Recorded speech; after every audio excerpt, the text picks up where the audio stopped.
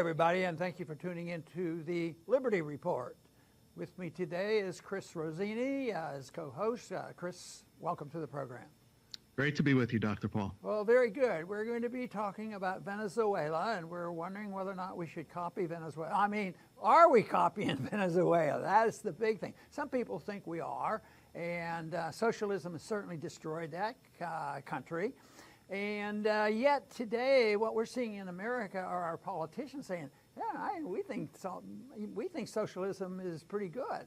And it's a little bit disturbing that some of them are getting elected, at least we're winning these primaries, and they're talking. But we're talking about a different type of socialism. We want democratic socialism. We want dictatorship of the majority, but have socialism and redistributed wealth, even though we ourselves who advocate this are very wealthy ourselves, but this is what we think is best. So that seems to be the big issue now, but there's no doubt in anybody's mind there's really a tragic mess in Venezuela. And that one, and indeed has been socialistic. The governments there in the last decade have just totally destroyed that country, and Maduro is doing the same thing. And they have runaway inflation, which tells us that runaway socialism is related to runaway inflation and spending and debt, and we're doing a pretty good job on that. So that has to be considered. So how do you assess this, Chris, whether what we're seeing in Venezuela? They are in a bad shape, but they followed policies that we are very much engaged in, but I would argue that we're not quite socialistic yet. No, I totally agree with you. However, the parts of socialism that we do have are hurting our country tremendously.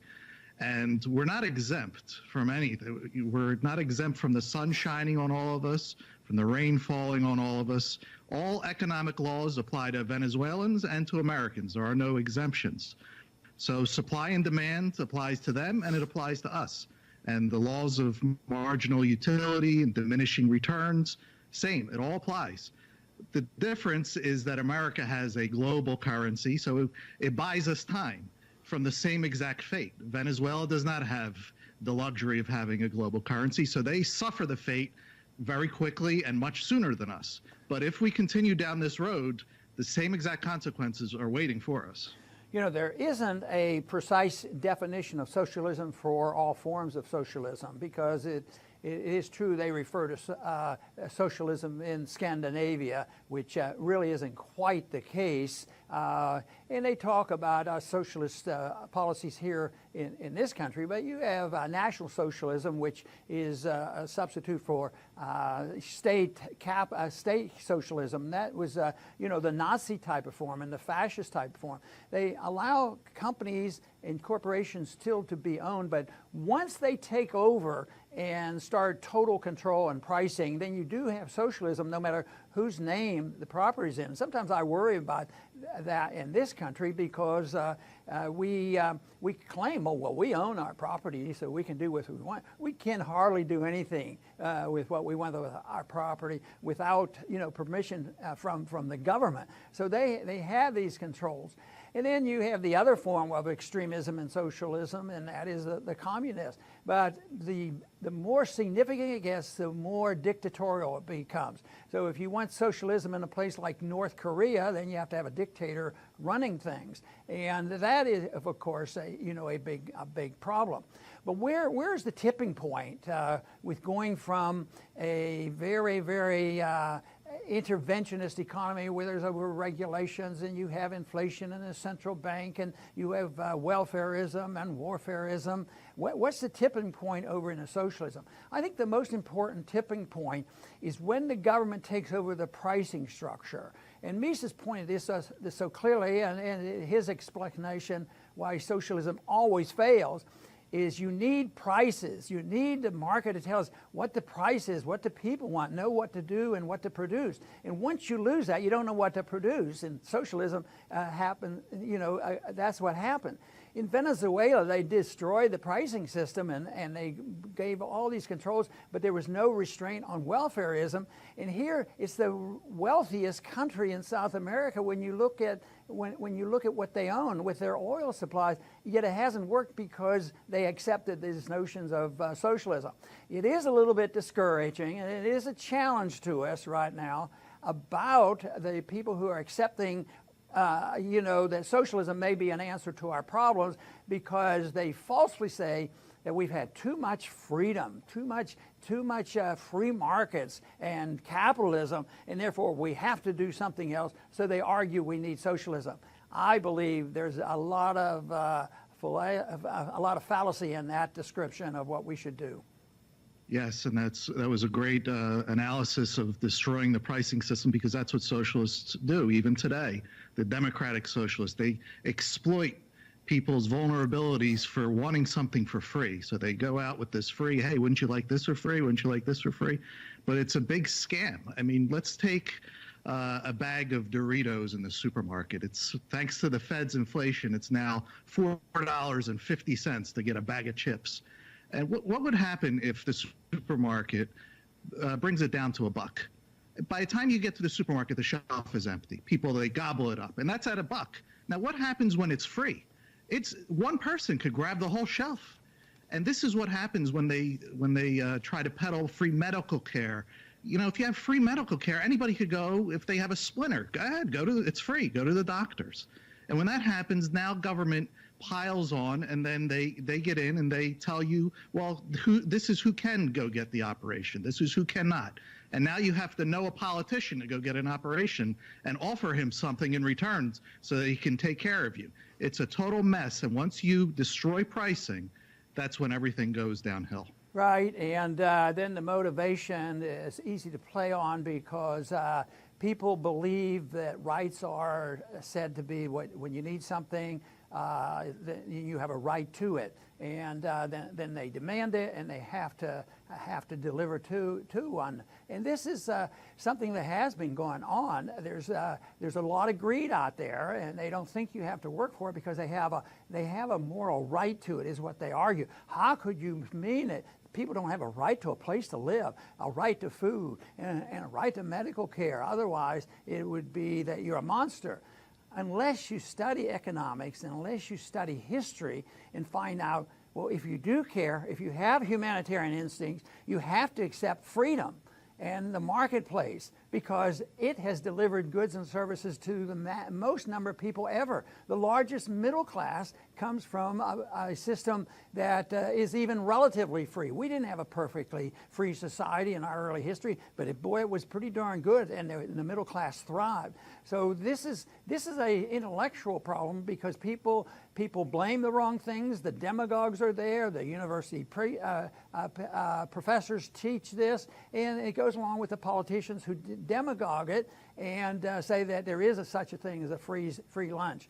There was a saying that was around for a long time. It was Tanstaffel, and that is, there ain't no such thing as a free lunch. Well, they don't believe that a minute. They believe there is such a thing as a free lunch, because they see what's happening in corporatism for the corporations and the bailouts and all the profiteering in the military-industrial complex. It looks like a free lunch for them. You know, they're getting benefits from the government. So I think it's so important to sort all this out, that there isn't anything for free, but people have to be rewarded for their effort and their energy and their work and their output and their productivity. And then I think the people will be maximally taken care of in that manner, whether it's medical care or whatever. I grew up in the early part of my medical career. We didn't have government medicine. And I don't recall big problems, it didn't exist. It wasn't the problems that drove us to accept so much more government medicine. It was the desire of the lobbyists coming in, the insurance companies and the drug companies and the management companies, financing companies. They're all the ones that wanted to move us toward more government. So I think that people have to decide whether or not they think that just being dependent and demanding their right to somebody else's stuff that will solve the problems. If they're awake, if they're paying any attention, they have to look and say, maybe that's what the problem was in Venezuela. They had all the wealth, And yet the people got poorer and poorer, and the tyrants got more powerful than ever. And that's where they are today, and they don't have an answer. But I think we should be able to suggest a few of those answers. Yes, and I'm sure most people that saw our title today, are we heading towards Venezuela, are thinking to themselves, absolutely not, no way.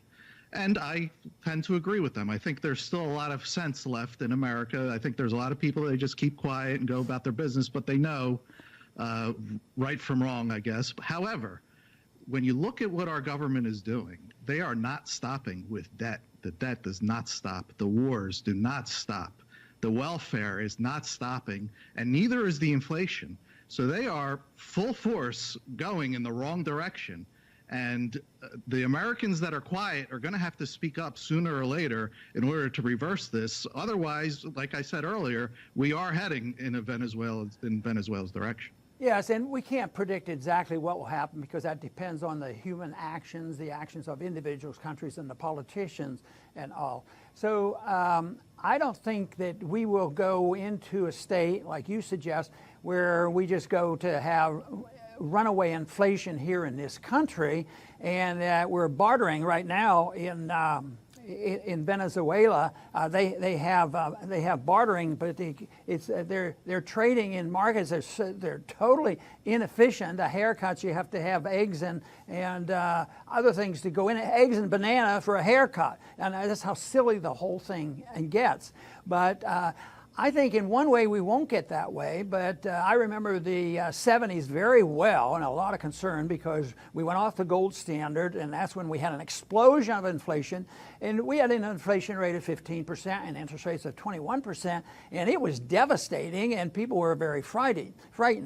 I think we'll move into something like that, but maybe even twice that, but that still isn't Venezuela.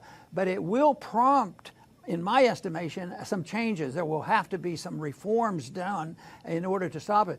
Mainly because I think it'll be, in one way, it won't be as bad domestically, but overall it might be much worse because our dollar is a worldwide reserve currency and people will have to adjust. I can't quite visualize how that can be done smoothly. I think there's a little bit of movement in that direction already because some countries are accumulating gold and they're talking a lot about an alternative currency and a competing reserve currency. If it could move slowly and steadily and from one to another, which it has in the past, that couldn't be the worst thing in the world. But there will be one thing for sure. I think the standard of living will go down for a lot of people.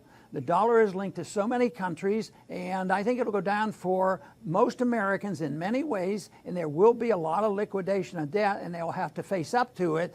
But let's hope we don't have the total destruction of what is happening, in Venezuela right now. But there's a suggestion going on right now. There's a couple countries getting together that they think that they can be helpful. And I want to just read this. I want to read this title of this article. It says, Colombia, United States, Mexico, and Panama seek to combat Venezuelan corruption. Wow, that is very good. But can you imagine where the corruption is? In banking, it's in money, it's counterfeit money, it's debt, it's socialized medicine. And all these countries believe in this. So we're going to go down and correct this corruption. And so they think of corruption as somebody who stuck a couple $1 million in their pocket, not the corruption of the system, the philosophy that's behind this, central banking. I mean, the corruption in the world today is the corruption of the dollar. Just think of how many people suffered just recently in the 2009 recession. They're still suffering from that. That was a wiping out of a large amount of middle class, and one of the reasons people are still upset because they haven't recovered, but they have answered the question by more corruption, print more money and give it to the banks and bail out the people who can buy back their own stocks and make that small number of people wealthier than ever. And this group of people, and we're going to go down and make sure we get rid of the corruption. They see corruption as a very narrow sense. We see corruption as a corruption of ideas. And if it's ideological, you have to refute the ideology. There's a lot of corruption in almost all governments, even the governments that we have, or especially, when it comes to welfare. and warfare and military-industrial complex. But they see it somewhat differently. But it's the corruption of ideas, the corruption of the idea that private property is somewhat bad, that people can't sort out their problem, that you need dictators, you need, a dictator to sort this out and to redistribute the wealth, whether it's done in a system that is slightly worse than, the authoritarian fascists and communists, but anyway, it's the principle of authoritarianism versus voluntarism and property rights, and that's where the corruption is. Ideological corruption that is even worse than the corruption of a crooked politician. And when you look at our judicial system, we're going down to straighten out corruption in Venezuela. All you have to do is look around. Don't turn on the TV. It'll be very depressing when you find out, our Department of Justice and our FBI and CIA, that you mean they're violating their oaths, and they're the ones who are supposed to clean up the corruption. So the process is very corrupt. So I think it's the philosophy of government that we have accepted, that the world has accepted, that has to be challenged, it has to be changed. And when the financial crisis hit, that's what I think our job has to be, is to be able to refute them and say why socialism is bad. And quite frankly, I mentioned the concern we should have about some of our candidates declaring they're socialists and winning. I don't think that is a sign of what the mental status is of everybody in this country now. I don't think that is there, because I still run into a lot of young people that know and understand what libertarianism is about, what freedom is all about, what Austrian economics is all about. So I have a little more hope by that. But I think those are warning signs of what's happening. But the biggest warning sign, Chris, is what you've already mentioned. Debt and inflation, the printing of money, it's around there, and it can lead to the chaos that might, demand that we have a new system. The big question is, are we going to move in the direction of Venezuela, or are we going to move in the direction of a free society? Well, that's all going to depend on the ideas that are in the hearts and the minds of the American people. Forget about the government. They're what they are. But whatever the Americans believe over the long term will prevail. And I'll finish, Dr. Paul. The ideas of liberty, they flourished in Britain and especially in America. This was the land of the free. And the socialists about 150 years ago, they knew that you're not going to have Bolsheviks in America, so they were going to quietly and slowly, like a drip, just chip away at the liberty in America. And they have largely succeeded with the institution of the Federal Reserve, with the military empire, with wars and welfare. These are all socialism, all of it. And it's gobbled up American liberty. And Britain is further down the road than we are here. Thankfully, a lot of times I think they're the guinea pigs with the surveillance state and everything, and the police state, and then it's exported over here. But ultimately, liberty can win if the people believe in it, understand it. It's not hard to understand. And this 150 years of socialism boiling the frog can be reversed, and we can live. Very good. And also, I want to touch on something that's a little bit more difficult to handle, because it has been said by many that an immoral society, people that's immoral, cannot really live with freedom because it becomes so abusive. So it depends a lot on the moral standards of the people, or at least the prevailing attitudes. You're not supposed to lie, cheat, and steal and hurt people, and accept that. But it's when the people become more immoral that they are more likely to use the system of authoritarianism in government, because what it does, it invites the notion and the temptation that I guess everybody has to experience one time or another, and that is greed. Boy, I'd like to have what those other people have. But instead of saying, I'm going to work harder and try to get that, they say, well, the way you get this is you manipulate the government. You just get a benefit from the government. So it's that decision that you can improve oneself by using the government, but the desire to improve oneself and not use government is certainly very positive, and to be more productive and go to work. The other thing that this system that we have, as it leads into a more socialist society, is that of power. There are certain groups of people in all societies who thrive on power. And that sort of just grows and grows. The bigger the government gets, the more people who want in it. So these two characteristics, greed and power, are powerful motivators of these corrupt systems. So yes, I talk about, a philosophy of government that's not corrupt, but believe me, people have to endorse the notion that they can restrain the use of greed in an illegal way to use the government, and to reject the notion that government should be all powerful in running our lives. That doesn't mean there shouldn't be some law and order about restraining violence, but it doesn't mean that the power to redistribute wealth and print the money and run up debts and work that into a philosophic system that we hear preached from the universities, that is what is so much in danger. The answer can be easily found in the concept of liberty, that governments should not be able to do anything that you and I can't do with each other and among the people, and that nobody can use violence. We can't use violence against our neighbors, and the government should not be able to use violence against us just because they want what they think is a utopia that can only be achieved with government force. I don't think it's all that difficult. I think the founders are on the right track. And if we're confused and wonder what to do and say, well, the Constitution didn't work, well, we could start by reading the Constitution and following it and work from there in the direction of more liberty, not less. I want to thank everybody for tuning in today to the Liberty Report. Please come back soon.